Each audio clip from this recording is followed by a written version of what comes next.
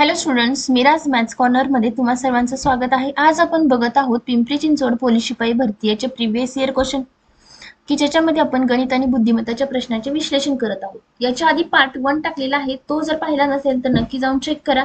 आणि हा second part आहे, याच्यामध्ये आपण राहिलेले प्रश्न कव्हर करणार आहोत. तर बघूयात प्रश्न काय आहे. 5 × 5 + 5 / 5 अधिक ब्रॅकेटमध्ये 5 - 5 बरोबर किती?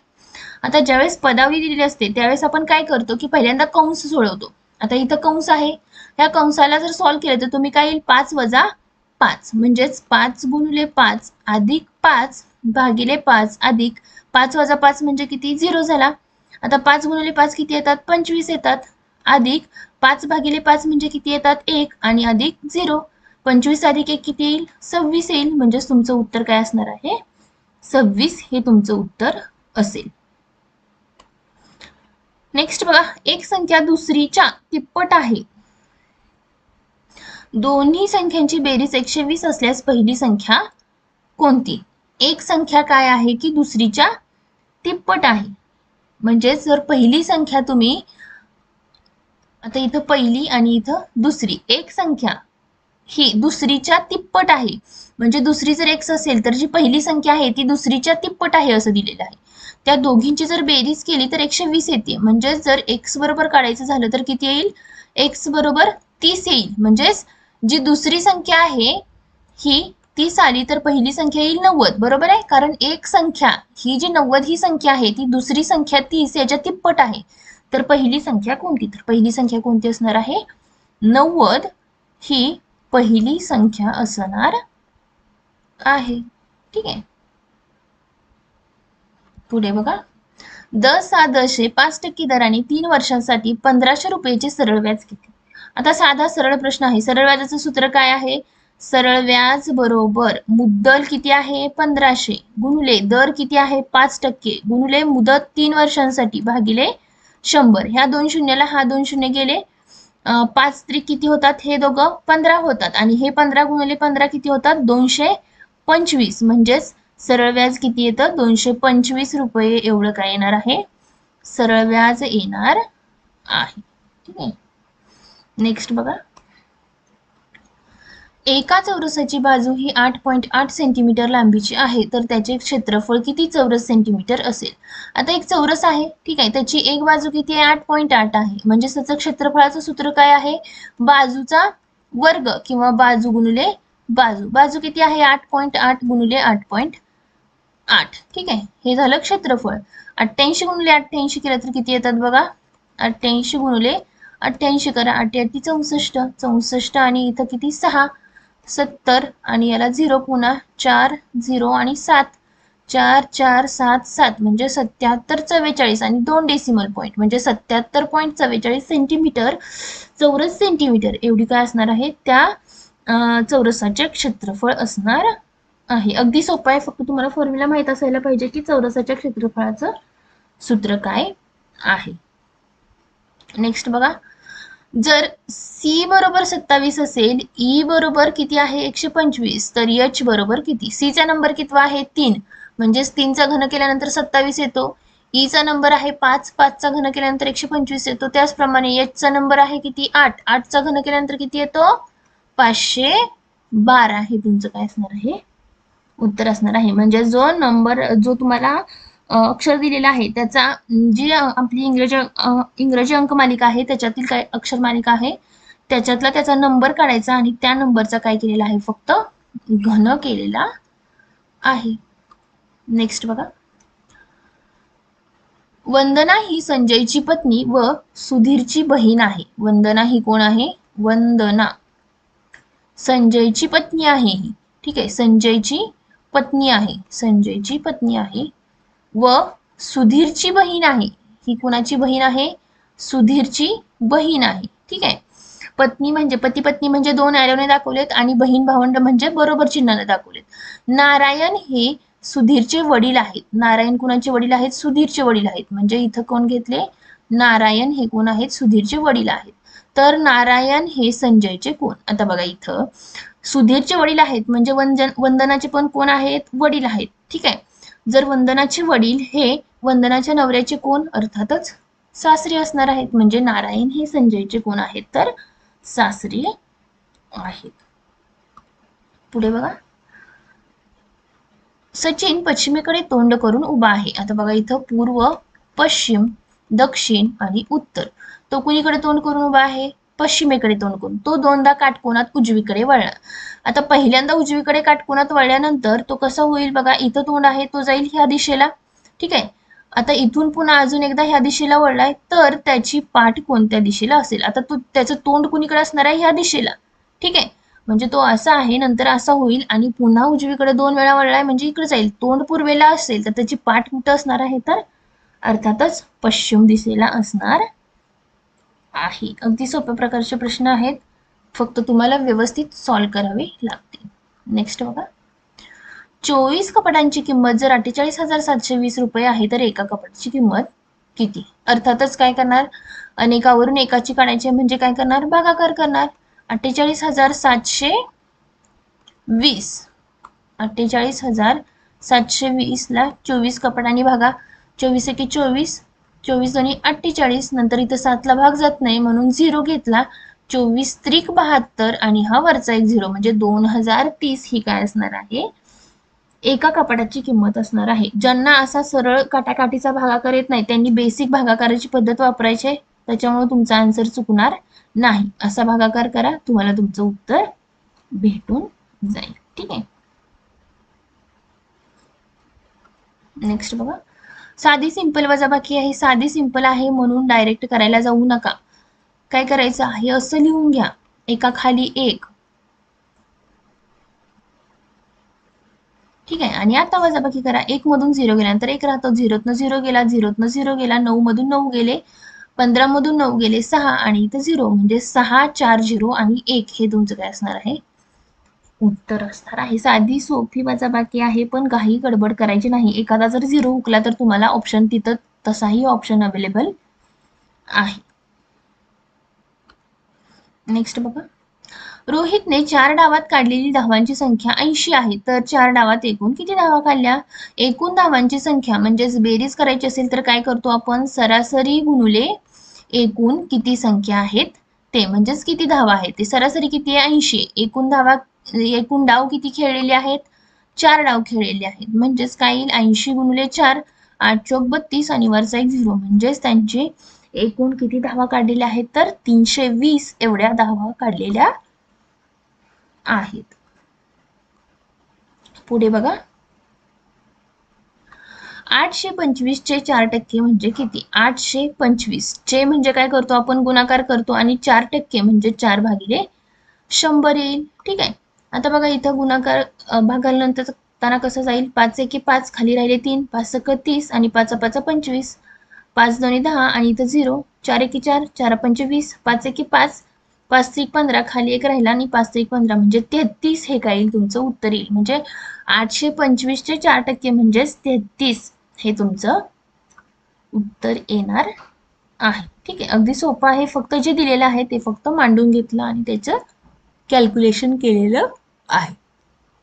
पुढे बघा, 0.25 गुणिले 2.5 गुणिले 1.2. आता ज्यावेळेस अशा प्रकारचा डेसिमल नंबरचा गुणाकार असतो त्यावेळेस काय करायचं की डायरेक्ट डेसिमल पॉईंटचा विचार न करता गुणाकार करा. 25 गुणिले 25 किती येतात? 625 आणि त्याला वरून 12 आणि गुणा. 12 पंचे 60, 12 दोन्ही 24 म्हणजे इथं राहिले 3, 12 संग 72 आणि इथं 75 म्हणजे 7500 हा टोटल गुणाकार आला. आता डेसिमल पॉईंट किती आहेत मोजा. इथं एक आहे, इथे एक आहे आणि इथं 2 आहेत म्हणजेच 1 1 2 2 आणि 2 4, 1 2 3 आणि 4 म्हणजेच 0.75 हे काय असणार आहे, त्याचं गुणाकाराचं उत्तर असणार आहे. वेगळा क्रमांक ओळखायचा आहे तुम्हाला. आता दिलेले जे क्रमांक आहेत त्याच्यामधून वेगळा क्रमांक. 47 ही मूळ संख्या आहे. ठीक आहे. 57 ला 3 नी भाग जातो, 77 ला 11 नी भाग जातो आणि याला 3 नी भाग जातो. म्हणजे ह्या काय आहेत, संयुक्त संख्या आहेत आणि ही एकटीच काय आहे, मूळ संख्या आहे. त्याच्यामुळे 47 हे काय येईल तुमचं उत्तर येईल. नेक्स्ट बघा, एका सांकेतिक भाषेत मास्टर हा शब्द 27 31 90 व रिंग हा शब्द 06 45 असा लिहितात तर स्ट्रीमिंग हा शब्द कसा लिहा. आता बघा स्ट्रीमिंग हा शब्द कसा लिहाल, यसला काय लिहिलेला आहे बघा, यस हा पुढून 3 नंबरचा आहे, म्हणजे यसला आलं 3, नंतर टी हा त्याच्यानंतरचा आहे त्याला येईल 1, आर किती नंबरचा आहे, लास्ट नंबरचा आहे त्याला येईल 0, नंतर ए किती नंबरला आहे बघा 2 नंबरला त्याला येईल 7, यम किती नंबरचा आहे 1 नंबरचा त्याला येईल 2, आय किती नंबरचा आहे 2 नंबरचा त्याला येईल 6, नंतर यन हा कुठं आहे शेवटून 2 नंबरचा त्याला येईल 4, आणि जी हा 5, म्हणजेच 310 726 45, 310 720 310 726 आणि 45, इथं 9 एक्स्ट्रा झालेला आहे टाईप करताना, त्याच्यामुळे तुमचं उत्तर काय येईल, हे 3 3 6 आणि 3 9, 3 3 6, एक मिनिट इथंच आपलं लिहिताना चुकलेलं आहे, ईचा नंबर किती आहे बघा लास्टून 2 नंबर 9, म्हणजे हे बरोबर आहे, इथंच 9 यायला पाहिजे, इथं 9 यायला पाहिजे, म्हणजे फक्त काय आहे की क्रमानं त्याचे दिलेले लेटर्स आपण दिलेले आहेत. पुढे बघा, संजय वयाने शंकरपेक्षा 4 दिवसांनी मोठा आहे. संजय कोण आहे, मोठा आहे, हा मोठा आहे 4 दिवसांनी, आणि हा कोण आहे, शंकर, शंकरचा वाढदिवस कधी आहे, सोमवारी आहे. तर 4 दिवसांनी मोठा आहे म्हणजे काय, हा 4 दिवस आधी जन्मलेला असणार, म्हणजेच सोमवारच्या आधी चौथा वार कोणता आहे बघा, सोमवारच्या आधी येतो रविवार, नंतर येतो शनिवार, नंतर येतो शुक्रवार, आणि नंतर येतो गुरुवार, म्हणजे 4 दिवस आधी 1 2 3 आणि 4, म्हणजे त्याचा जन्म कधी असणार आहे, गुरुवारचा असणार आहे. 4 दिवस मोठा आहे म्हणजे तो 4 दिवस आधी जन्मलेला असणार आहे. पुढे बघा, घड्याळाचा तास काटा एका तासात किती अंश फिरतो. टोटल घड्याळ जर पकडलं आपण तर घड्याळाचे जे मधलं असतात त्याला किती अंश असतात, 360 अंश असतात, ठीक आहे. तर टोटल तास किती असतात आपल्याकडे, 12 तास असतात, ठीक आहे. म्हणजे एक घड्याळ पूर्ण फिरण्यासाठी एक ते किती अंक असतात, 12 अंक असतात, म्हणजेच 12 त्रिक 36, एक 12 तासाला जर 360 अंश असतील तर एका तासाला किती असतील, 30 अंश एवढा काय फिरतो, तो तास काटा एका तासामध्ये फिरतो. झेड हा वाय पेक्षा लहान आहे, झेड हा कोणापेक्षा लहान आहे, वाय पेक्षा, म्हणजेच वाय काय झाला, मोठा झाला झेड पेक्षा. एक्स हा वाय पेक्षा मोठा आहे, एक्स कोणापेक्षा मोठा आहे, वाय पेक्षा मोठा आहे, तर तिघांमध्ये सर्वात मोठा कोण, अर्थातच एक्स हा सर्वात मोठा असणार आहे. जो मोठा आहे त्याच्याकडे आपण काय केलेले आहे, बाणाची 2 टोकं दाखवलेली आहेत. पुढे बघा, 1 क्युसेक म्हणजे किती लिटर, 28.32, हे काय आहे, डायरेक्ट तुम्हाला पाठच करावे लागेल. पुढे बघा, एका वस्तूची खरेदी किंमत 2,500 रुपये व विक्री किंमत 2,000 रुपये असल्यास व्यवहारातील शेकडा तोट्याचे प्रमाण किती. 2,500 ची वस्तू 2,000ला विकली म्हणजे तोटा किती झाला, 500 रुपयाचा तोटा झाला, ठीक आहे. तो कितीवर झालेला आहे, खरेदी किंमत किती 2,000, 500 वरती 500 रुपयाचा तोटा झाला, तर 100 वरती किती, ह्या 2 शून्याला हा 2 शून्य गेले, 5 एके 5, डबल 0, 5 5 25, 5 2 10, म्हणजेच 20% काय झालेला आहे, शेकडा तोटा, म्हणजेच शेकडा तोटा 20 एवढा झालेला आहे, असं इथे तुम्ही म्हणू शकता. काय केलं की खरेदी किंमत आणि विक्री किंमत याच्यातला फरक काढला, तो झाला तोटा, आणि तो तोटा कशावरती असतो, खरेदी किंमतीवर असतो, त्याच्यामुळे तुमचं उत्तर काय येईल, 20 एवढं उत्तर येईल. नेक्स्ट बघा, 4 वेळा 9 आहे, फक्त साधी सिंपल बेरीज आहे, नंतर 3 वेळा 9 आहे, नंतर 2 वेळा 9 आहे, आणि नंतर 1 वेळा 9 आहे, यांची बेरीज करा, 9 चोक किती येतात, 36, 9 त्रिक 27, 27 आणि 3 30, 9 9 18, 18 आणि 3 21, 9 2 11, म्हणजेच 111.06 हे तुमचं काय असणार आहे, उत्तर येईल. नेक्स्ट बघा, 96, 60 आणि 72 यांचा मसावी काढायचा आहे. मसावी कसा काढतो, अशा कॉमन संख्या शोधा की त्या सगळ्या संख्यांना भाग जाईल.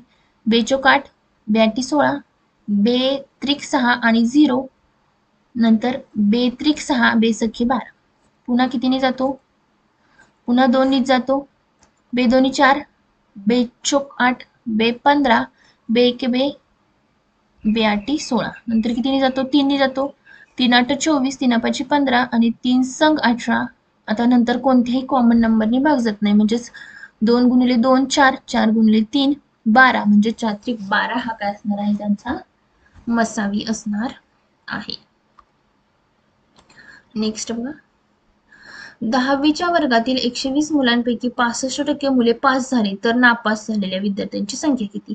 पास विद्यार्थ्यांची संख्या किती आहे? 65%, म्हणजे 100वरती 65 विद्यार्थी पास झाले तर बेपंचे 10, बेसख्खे 12, 5 एके 5, 5 त्रिक 15, 78 ही काय झाली? पास झालेली मुलं आहेत. तर नापास झालेली विद्यार्थी किती असणार आहेत? टोटल 120 मुलं आहेत, त्यातली 78 मुलं काय झालेली आहेत? पास. म्हणजेच नापास झालेली विद्यार्थी किती असणार आहेत? 7 आणि 8, 8 आणि 4 12, 42 विद्यार्थी ही काय झालेले आहे? नापास झालेले आहेत. पुढे बघा, 23चा वर्ग किती? अर्थातच तुम्हाला माहिती नसेल तर डायरेक्ट 23 गुणिले 23 करा. 23 त्रिक 69, 23 दोन्ही 46, 6 6 12, म्हणजेच 529 हा काय असणार आहे? 23चा वर्ग असणार आहे. ठीक आहे, तर अशा प्रकारे आपण पूर्ण पेपर कव्हर केलेला आहे. जर व्हिडिओ आवडला असेल तर व्हिडिओला लाईक करा आणि चॅनलला सबस्क्राईब करा आणि बेल आयकॉनला क्लिक करा, जेणेकरून पुढच्या शहरातील पेपर प्रिव्हियस इयर पेपरचं विश्लेषण पाठ टाकल्यानंतर तुम्हाला ते पाहता येईल. थँक्यू.